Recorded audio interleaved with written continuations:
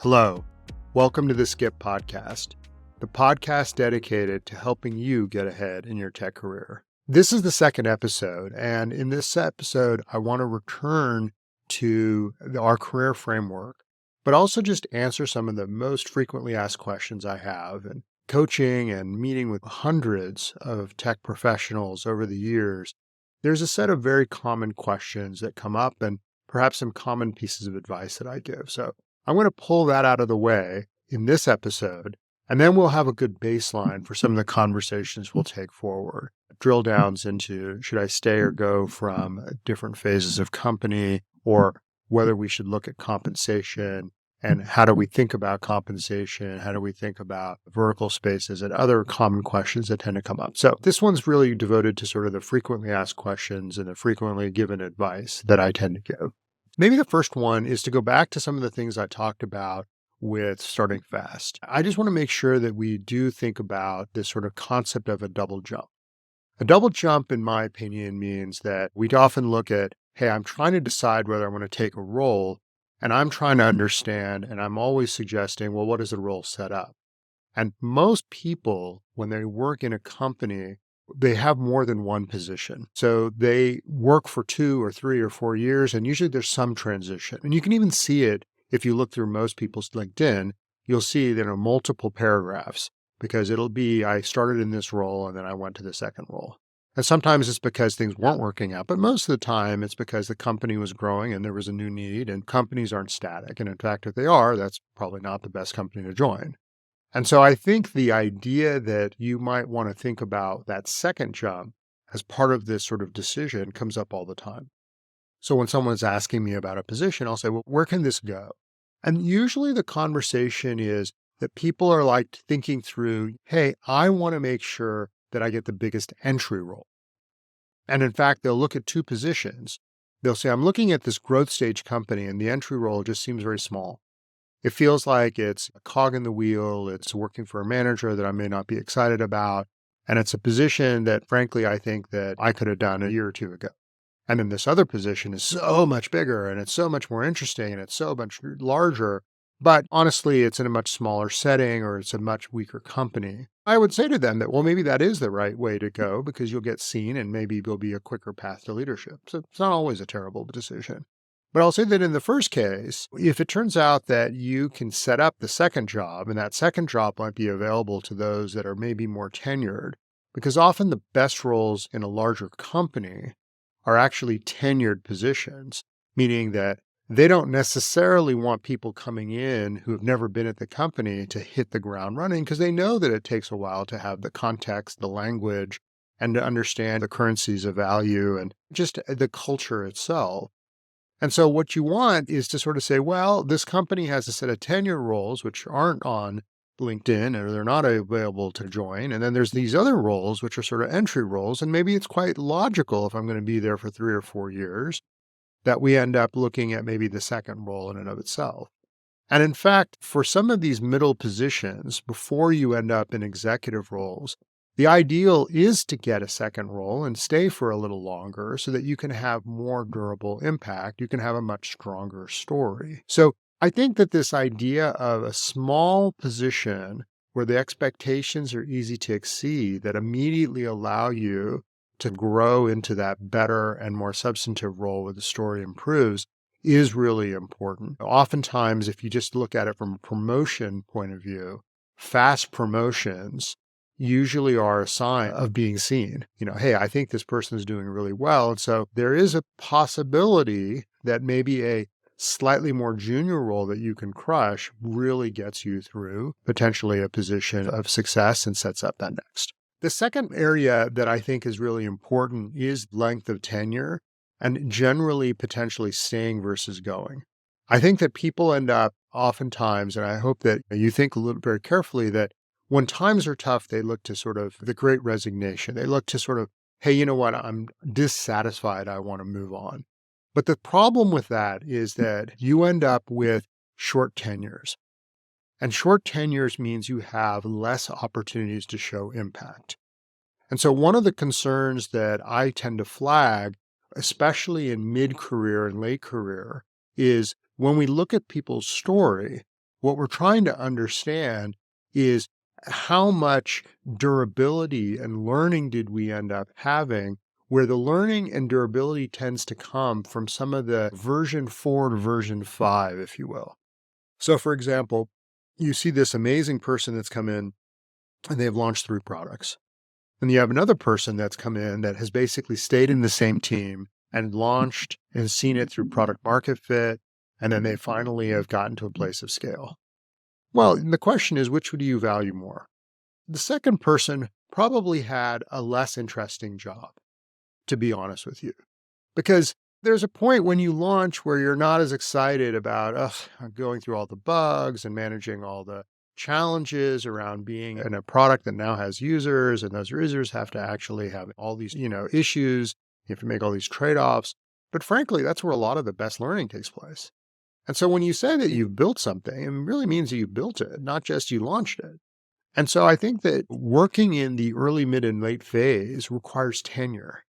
And sometimes that means that you need to stay a little longer past maybe when the most interesting work is to be able to get the career value, because that's when the learning takes place, which then allows you to apply that to another company, maybe in a different phase, or perhaps you're in a leadership role and you have sort of a portfolio of early, mid, and late. And if you've only worked in one of those phases, how are you going to be able to administer? How are you going to bring that playbook in? So I think that the story of longer tenures, whether it's staying in exactly the same role and grinding it out where some of this learning take place, or actually taking a second or a third role at an existing company where you don't have to learn the culture and take almost like a 12-month penalty box, those things matter a lot, because when time is precious, if you're spending all your time joining a new company, building context, maybe launching something, then seeing the grass is greener, then doing the next, then doing the next, then doing the next, you're just basically getting 6, 8 months of the same movie over and over and over again versus what someone was able to do by taking it from early to late. Okay? So jumping around is something I want us to avoid, but not maybe for the reasons that people say, but maybe for the reasons around learning and showing grit and durability and things that I think will help you in that leadership career. Okay. Third thing I think is one of the more interesting things that I think we've seen more than any other time. When I first started in the career, I think most of the tech roles and opportunities were actually classified as reasonably boring because in many ways, the internet was being built in the mid 90s. And boring means that there was very few apps. There was no mobile phone. There was very few end user experiences. So my early jobs were very kind of plumbing jobs. They were building the infrastructure for us to be able to enable a lot of what we see today. And you see that in different areas right now. You see that in AI that is just starting to become more user-friendly, but there's a lot of heavy lifting. We saw that in crypto, where there's still a lot of plumbing and infrastructure. So these new platforms are starting to come to bear right now, and they're going through the same level. But I think that what's critical is that boring roles, whether they're maybe working at a lower level of the stack, or whether they're working with customers that are like businesses, or maybe even businesses of businesses, and some of the most interesting and successful companies tend to be ones that you would look at those products and you don't even understand them, but they're really healthy, successful businesses. Boring roles can be very career additive. And I think that the worst thing that people tend to do is they tend to only look at, well, I want to be in a company that has a product that I can personally use and I can be proud of. We mentioned that that comes up a lot in people's career frameworks. And I'm not suggesting that that's a bad thing. I think that when I worked at Credit Karma and I saw the power of the mission of helping people that were struggling with money, it was a big, exciting piece of the role.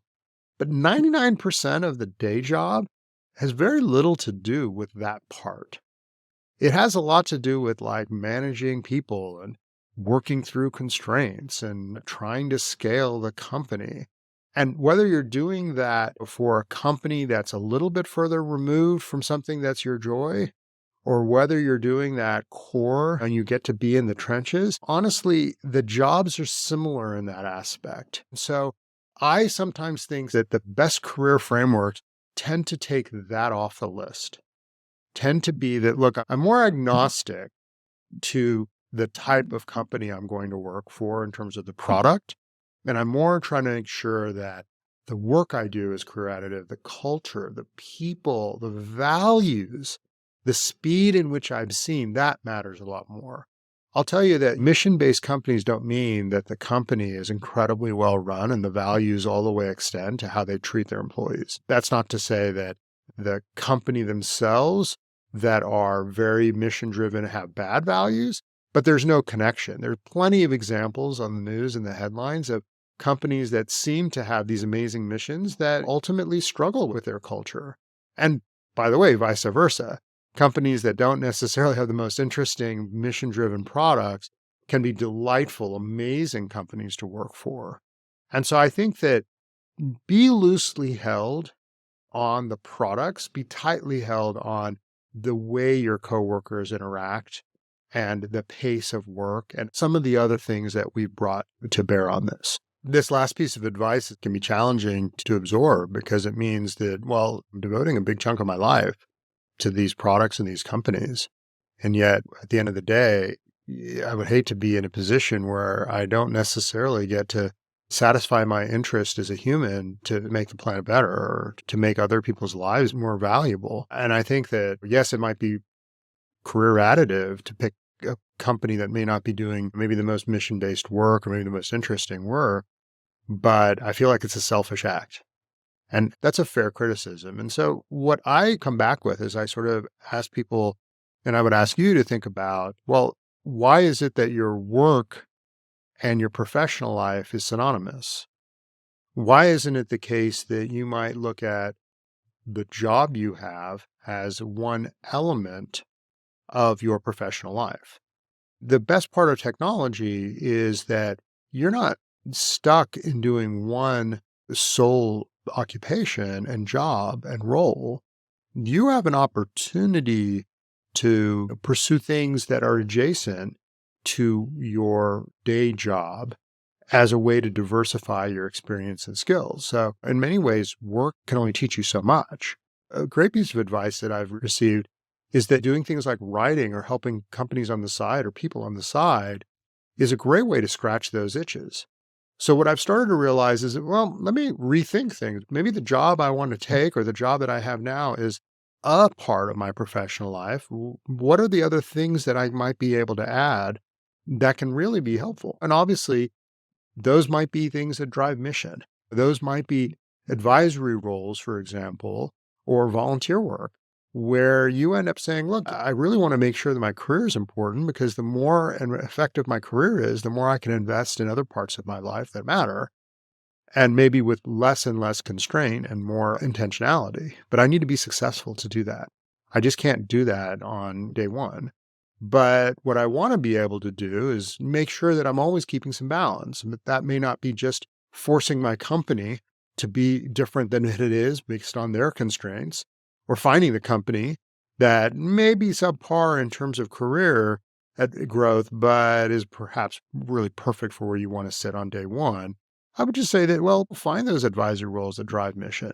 Find something that keeps you updated on expertise that either you've had in the past and that you want to retain, or that you perhaps want to acquire.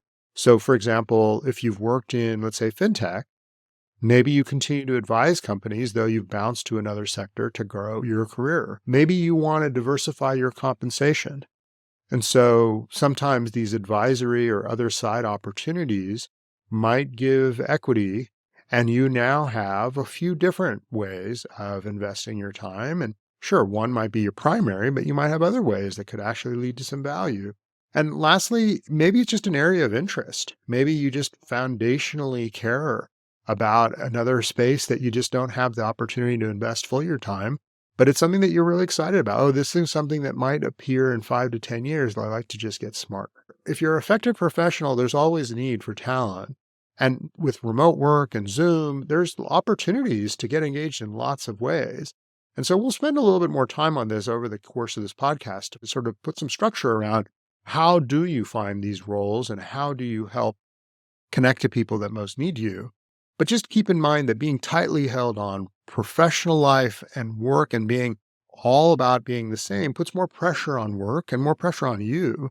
You want to release that. You want to be loosely held in that. And in some ways, I almost feel like 2 to 3 hours a month, that's all I'm asking, where you just pull a little bit of time off and make sure that you're investing in something that is valuable professionally, but maybe adjacent to your work.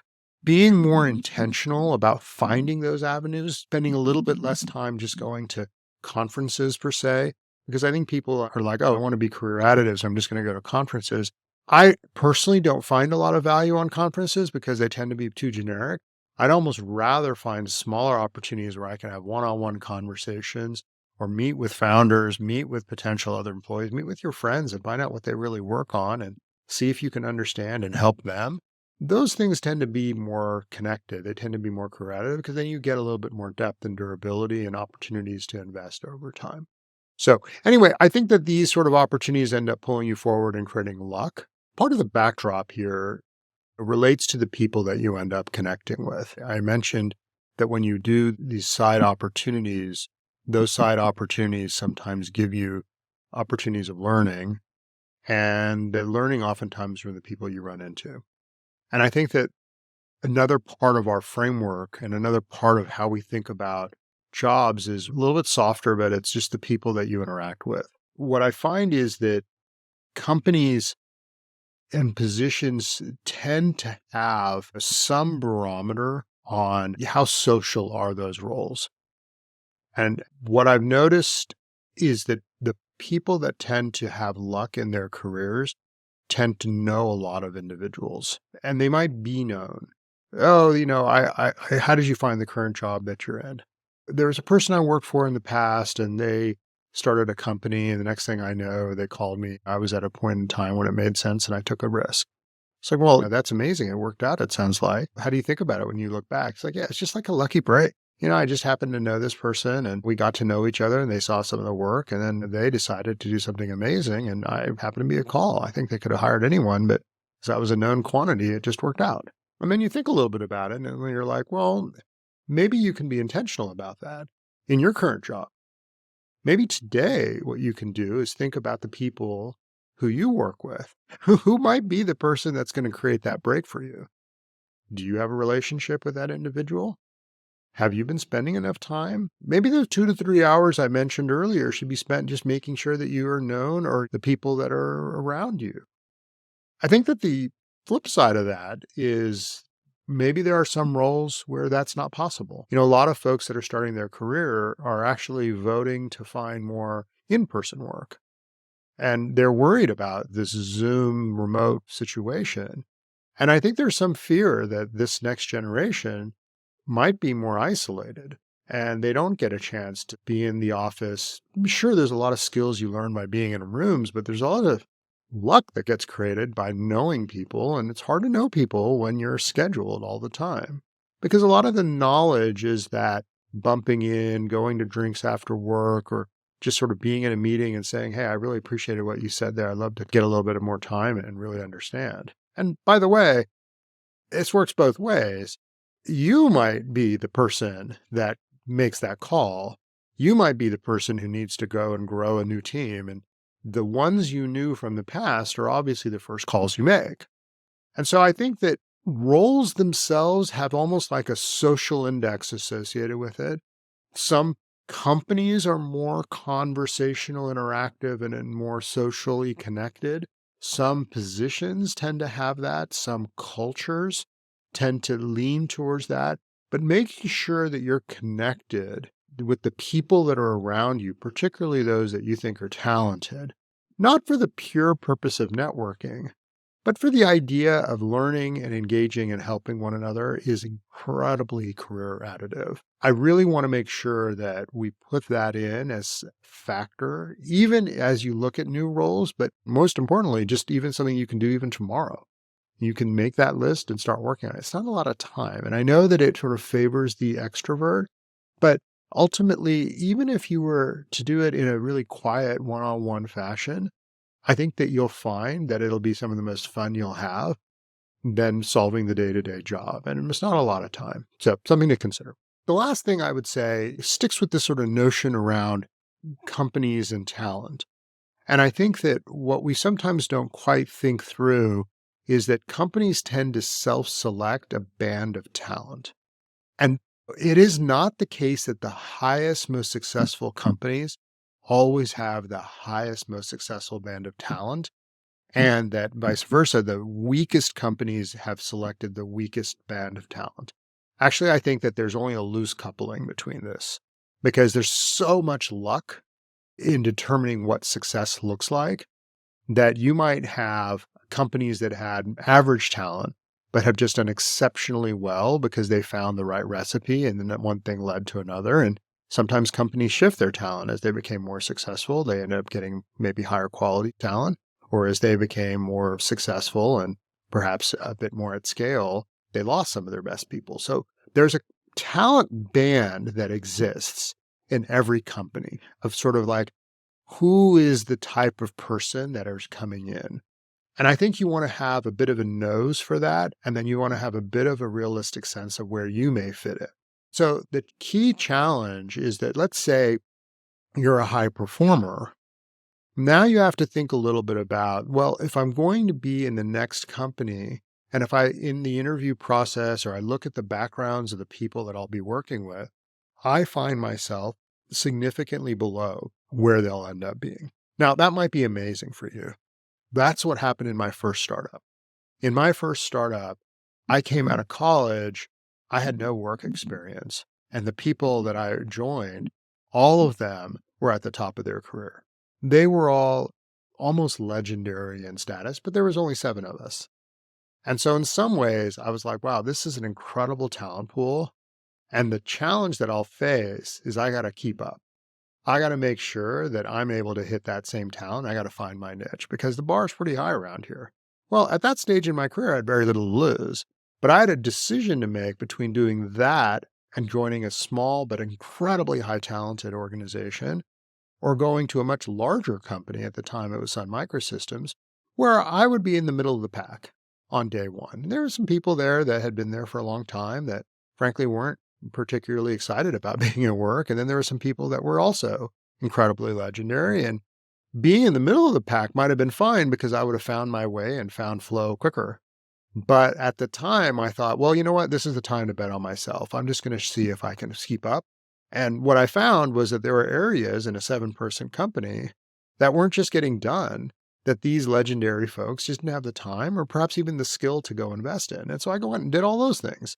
And one thing led to another, and I got seen, and that was really, really career additive. So think a little bit about, well, what would you do if you were ahead? And boy, being at the pulled forward from a talent level is just as important as being pulled forward from a growth level. Now, the reverse can also be career additive. Sometimes being one of the better people in an organization is the fastest way to be seen. So let's take an example of a company that has historically hired only who they get. And in those cases, the company was perhaps bootstrapped for cash or they had pre-product market fit. And so the people that they brought in were kind of average or below average because they weren't able to pay them much and they weren't known. And then the next thing you know, the company ended up succeeding and now they call you and they're like, look, we need you to come in. And then you start talking to them and they're like, wow, these folks have not been particularly successful in their careers. And they might be good people and they might have great careers downstream, but they're not quite where you're at. Is this a job not to take? People call me all the time and say, yeah, I was very impressed with that company. I say, well, the company itself, from a growth point of view and from a culture point of view and from what they've achieved, is pretty remarkable. Well, what position are they offering? Oh, they're going to make me one of the leaders there. It's like, okay. Well, being a leader of a company that's pretty successful, where you're asked to sort of look at the talent and look at the opportunity and bring your expertise in, can be great. You're not going to get that in a cog in the wheel role. If you're a small thing in a big company, you're going to get lost. Sure, it's maybe better for your brand, but maybe this is a chance for you to lead from the front. And the next thing you know, the story you tell is going to be amazing. So why don't we consider that? And I think that people tend to feel that, oh, I'm a Harvard Stanford guy. Why would I go to the state school? And I'm like, look, sometimes it's not a matter of brand and getting an A. It's a matter of being seen, getting to flow and getting to growth. And so what I'm realizing is that be loosely held on things like the band and make sure it might be career additive. And ultimately, it's this tight versus loosely held belief that I think is important to evaluate. Where are you tightly held? Where are you loosely held? And are they absolutely right for this stage of career?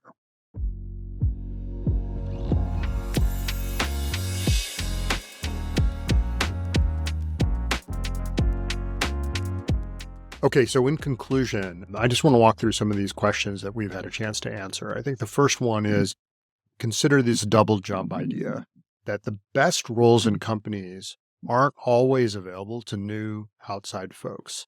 If that's the case, then find those second roles by being a little longer in the company and by calculating where you can find flow fastest. Second, these longer tenures can be helpful because they teach the right lessons. And some of those lessons are grit and seeing products and efforts all the way through. That learning is essential. Boring is just not a bug. Boring might be a huge feature to your career because they are sometimes the most career additive companies because of the values, the people they attract, and the kind of businesses that they create. And frankly, perhaps the best compensation roles too. So just be very loosely held on product and the excitement that you might find because 99% of the job is probably unconnected to that piece of the role. Professional life shouldn't be just your day job, and ensure you have a few hours that you're spending every month to advance interests, even if it is you work at quote unquote the boring company and you have this exciting opportunity to do things on the side. That's great. Great. Find professional diversity in some ways. And in fact, a slightly lower paced job, which lets you explore those pursuits, might be far better in the long. Meet the people that you're working with, especially the ones that you find connect with you and maybe have great talent or that are up and comers, because that creates luck down the road, either opportunities for you to join and pull forward or networking opportunities for you to hire downstream. It's only a good thing when you can connect with folks and get to know them. I learned more from that than I did actually the day job. And lastly, think about the talent band that the company that you're considering or that you're at today and where you fit amongst them. Because being intentional is very helpful because either it's a path to be seen or it's a path to be pulled forward, but just be very thoughtful about where that talent band fits in.